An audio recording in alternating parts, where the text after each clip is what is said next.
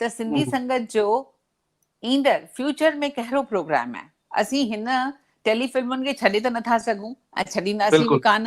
त इन सिलसिले में मां 2 मिंट हिकु ॿी ॻाल्हि चई वठां हाज़िरिन जी लाइ त सिंधी संगत तरफ़ां असांजी सॼी प्लानिंग चङी तरह सां जारी आहे।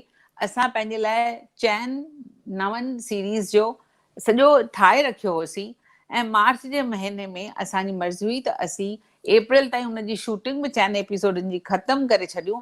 छो जो हिन वक़्तु असांखे मिली रहियो आहे 1 कलाकु डीडी गिरनार ते सरकार जे तरफ़ां हिकु कलाकु सिंधी सौगात प्रोग्राम जेको हिन चयो न, इहो काफ़ी सालनि खां हले पियो ऐं इन नाले हेठि 1 कलाकु 1 दिसंबर खां वठी 2019 खां वठी इहो 1 कलाकु सिंधी सौगात असां सिंधियुनि खे सरकार जे तरफ़ां मिलियो। छाकाणि जो असां सरकार ते केस कयो आहे त असांखे पूरो 24 आवर्स चैनल मिलणु खपे ऐं असांजी त सरकार जेका आहे उनखे थोरो पैसनि जी सदाईं घटिताई रहंदी आहे।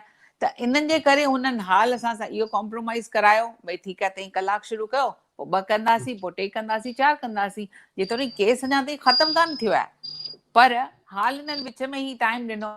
मुसीबत इहा थी पई आहे जो 1 दिसंबर ते इहो शुरू थियो, पर इहो प्रोग्राम 5 मार्च खां पोइ कोविड जे करे बिल्कुलु हले ई नथो ऐं हाणे इहो प्रोग्राम बंदि आहे।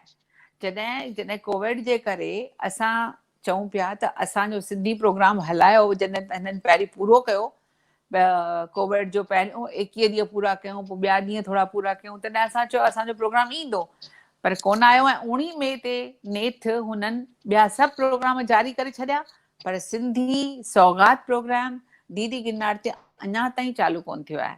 मां तव्हां सभिनी खे हिकु दफ़ो वरी वेनिती कंदसि त महिरबानी करियो, ॾिसो तई असीं सभई सिंधी सुस्तु आहियूं या त वरी असांखे वक़्तु कान्हे। अॻु में असीं चवंदा हुआसीं असांखे वक़्तु कान्हे, पर हाणे वक़्तु आहे त सुस्ती था करियूं। पंहिंजो हक़ हासिल करण में सुस्ती छाजी, छो था करियो तई इहो सभु?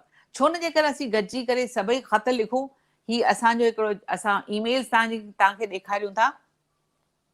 तव्हां पंहिंजी हिननि ईमेल्स ते IB मिनिस्टर ते, असांजो IB मिनिस्टर जेको हिन वक़्तु आहे प्रकाश जावड़ेकर, तव्हां उनखे ईमेल मोकिलियो। उन खां सवाइ जेको CEO प्रसार भारती जो शशि वेम्पटी आहे उनखे ख़त मोकिलियो, ईमेल मोकिलियो।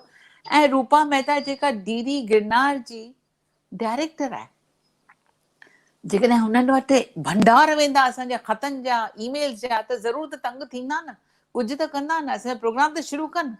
जेको असांजो रीस्टार्ट करण जो प्रोग्राम हुननि खे करणु खपे, पंहिंजो पाण नथा कनि त असीं शंकर लालवाणी खे चऊं न, तव्हां सभई शंकर लालवाणी खे लिखो।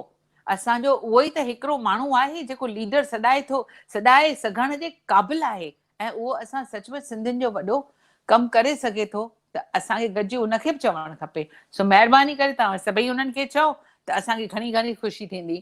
ऐं मां त चवंदसि टेक्निकल टीम खे, असांजे कलाकारनि खे बि साम्हूं मंच ते वठी अचो, साम्हूं स्क्रीन ते वठी अचो, त असीं अॼु जे हिन प्रोग्राम जो भोग पायूं।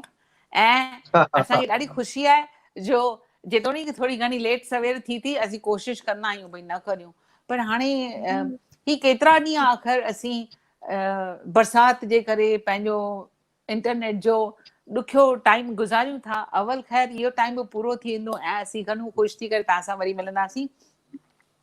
त मुंहिंजा साथियो, तव्हां सभिनी जी घणी घणी महिरबानी, तव्हां घणी घणी शुक्रगुज़ारी आहे तव्हां सभिनी जी। तव्हां हिते आया ऐं माण्हुनि खे हेतिरो सभु कुझु ॿुधायो।